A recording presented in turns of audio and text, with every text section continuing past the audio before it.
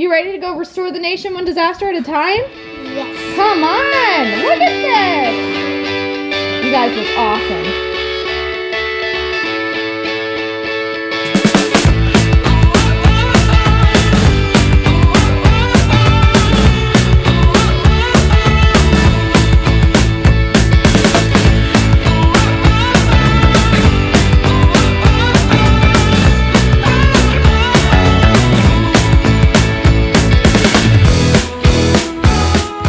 Wish me luck. Here we go.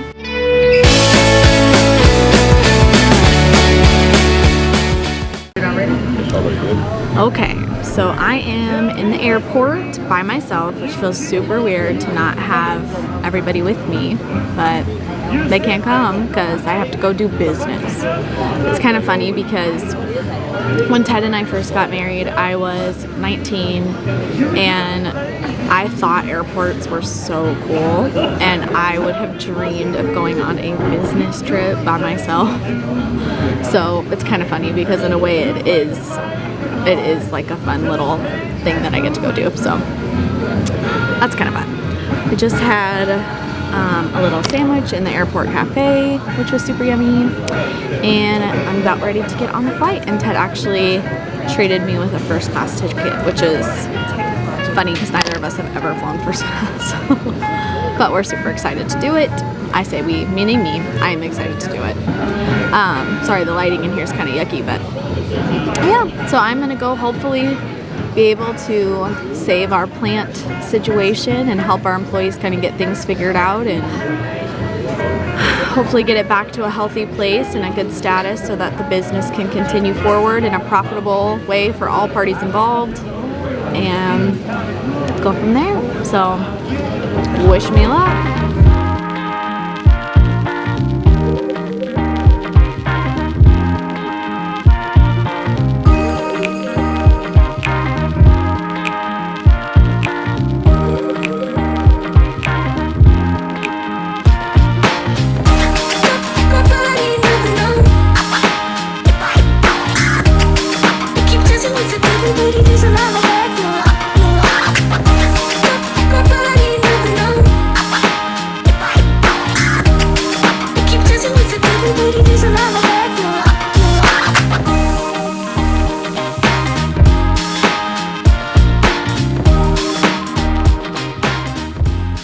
Good morning. So, yesterday was a doozy, folks. The experience, mind you, I just got back from the gym, so let's relax a little bit on the looks, okay? Okay. So, yesterday was super fun to start out with. I felt really businessy. I loved the idea of feeling like I'm doing business on a business trip. I just feel like I grew up watching shows where like the really impressive women would go on planes in pantsuits and they would just be like typing on stuff. And I just wanted to do that so bad. It really actually ended up being not what it was cracked up to be. Turns out first class in, maybe international is different because I've seen some pretty bougie looking first class international pictures, but state to state, it's pretty overrated, honestly. It's like just a little extra leg room. They offer you like champagne or water to start out with. I think maybe you get some more complimentary drink options, but otherwise it's really not that cool. Here's why. So while I was filming yesterday, I had to stop because I was editing. And then we get to Denver. I was flying from Austin, Texas to Denver, Colorado. We get to Denver and we're like getting super close to landing. Like you're getting really close to the ground and we start getting hit super hard with this wind and the plane is just kind of like, you can tell it's just kind of like slipping. Like it just can't quite stay straight. So anyways, we ended up getting redirected back into the air, which I've had that happen in a flight before. So that was like not scary. It was just like, okay, well, obviously there's some gusts going on or a storm that they weren't expecting and whatever. So we had to go back up in the air. Well, my flight was supposed to land about 45 minutes before my next flight took off. So I had like 20 minutes to get to where I was supposed to be going if we landed on time, to make it to where I made like the boarding window for my next flight. So we end up back up in the air, right? And we start doing this thing where like he's going in circles, starting to try to land and going back up over and over and over again. Like, I'm talking seriously. This started to happen like by about the third time I'm feeling sick, like because you're descending, then you're ascending, then you're going in a circle, and these circles are like big circles, you know what I mean? And he keeps coming over the intercom saying, you know, I'm sorry for the inconvenience. We're unable to land due to gusty winds and unexpected thunderstorms. And at this point, the flight attendants get put into their jump seats. So they're kind of in their spot. They can't move now. So all of a sudden, all these little lights, you know, you like have the call light or whatever, all these lights start going off because people are getting sick. And behind me, I hear this like gurgling sound. Mind you, I'm in the back row of the first class. So there's like me and then this kind of like divider wall, and then there's the first row of economy. So the lady in the first row of economy behind me starts barfing, and the minute she starts like barfing, the smell just took up the whole cabin. Like, and that now, you know, once someone barfs and it starts to smell like that, it makes other people barf. So now there's all these lights going off, and the flight attendants literally had to come on the speaker and be like, we're so sorry. We cannot get out of our seats right now to assist you. Please help your fellow neighbor if you have a puke bag or something, you know, whatever. Like, please just help whoever's around you if they're in need. So all these people are puking and holding it in their, like, they're just holding their puke bags. And obviously in a plane, all that air is recycled, right? So, like, it reeks like awful vomit. And it did not matter that I was in first class. It still smelled just as bad. So I was just sitting there like, oh, like, I already felt sick from the constant movement, and now I have the smell of puke everywhere. And literally this lady, like probably 3 or 4 rows back, I start hearing her, and she's like not screaming but like yelling like, this is torture, this is torture, all this pressure in my ear, help. She's like, I need gum or something. And like, she's a grown woman, and she's just like, I don't know if her ears were just because we kept going up and down, if they were just like popping really bad or weren't popping, whatever. My flight took off at 6:57, like was backing out, right? But boarding stopped at 6:42, and our flight landed at like 6:45. So I'm like, over the intercom, they're like, you know, we have a lot of people on this flight that have very close connections. If you do not have a close connection, please stay in your seat and let those people get off to try to make their flight.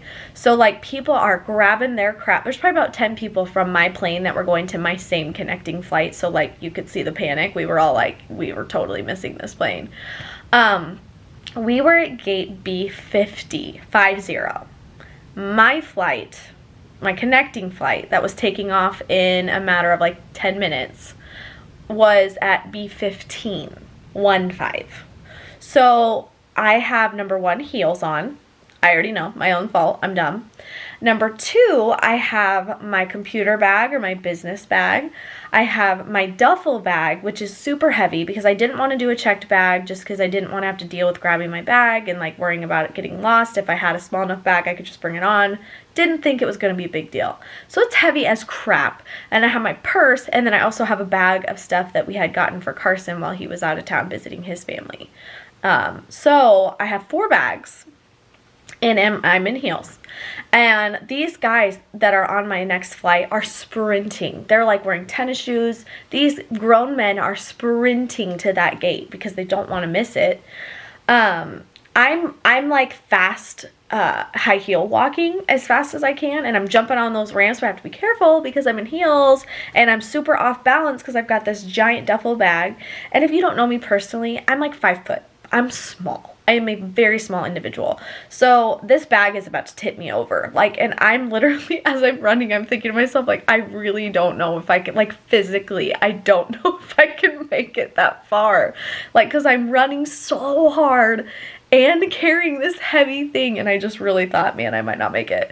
But I got to, I see the guys in front of me, and they're booking it, and some of them I couldn't even see anymore. They went so fast. So I was like, well, maybe they made it, maybe they didn't. I don't know. At this point, I think we all figured we probably weren't going to, but we should at least try.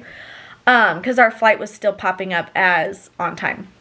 So I get to the gate, I see that they're letting these guys on, and I'm like, oh my gosh, I really might have made it. Like, I'm talking at this point, it's like 6:50, I think it was 55 or 56, like, and on my ticket, or on the app, it was saying that they were going to, I forget what the terminology is, but they were like backing out or whatever at 6:57. So I was like, there's no way. And I get up there, I'm like, are you guys seriously still boarding? And they were like, yep. And I was like, holy shiz. I'm like, oh my gosh, my legs hurt. I'm like, this bag. They're like, yeah, you know, due to the storms, everybody's kind of giving people a little bit more leeway. But then this guy on the next flight, he was in first class too. And he was flipping out on the flight attendants because he's like, you guys should have put on your, like, updated feed that you were holding the plane, because you've got all of us sprinting through the airport, like, having a panic attack. And you guys are, like, waiting for us. Oh, I wish I would have known. Otherwise, I wouldn't have run so hard. But so anyways, I say all that to say, first class isn't everything I thought it was going to be. Okay, so right now I'm trying to put together some procurement plans and some saving measures for our team over at Mid-American. Trying to put together some of our checklists and things like that for the team. But I'm a little stressed out because I don't have any of my stuff. And I'm kind of just working with what I have. And I'm also uploading a YouTube video at the same time and managing Carson and doing laundry. And yeah, so, I mean, for those who think this is just a vacation, it's not. I'm doing business. I'm doing business. I'm fine. I'm really fine. Okay, but I do need a label, so.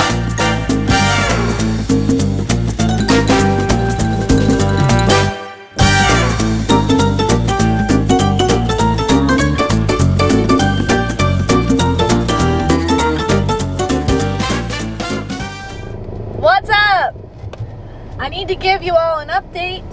Yesterday, I was on my way to a meeting that I was super nervous for. You know, I didn't go to business school.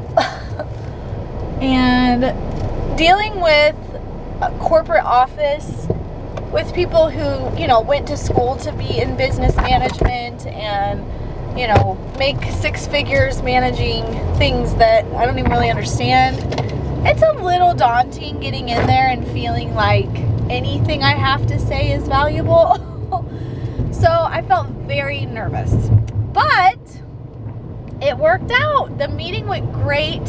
They appreciated my checklist. They appreciated my considerations page and my action plan page, and I ended up feeling really confident in the relationships there.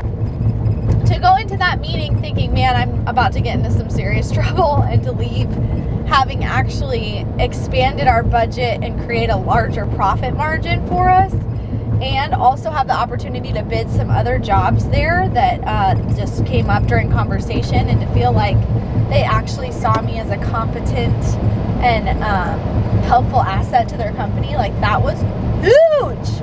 Overall, it's looking really promising. And your girl went in there and kicked some business butt. So I'm super excited. I obviously miss the kids. I miss Ted. But we're gonna get through this. It's gonna be so awesome. I'm so excited to see this plant thrive and hopefully have potential more relationships with these plants and be able to service them and get out of here and restore the nation one disaster at a time, you know? I'm really missing the kids. I'm on, what day is this? 7, 8, 9, 10, 11. Day 11 away from the kids.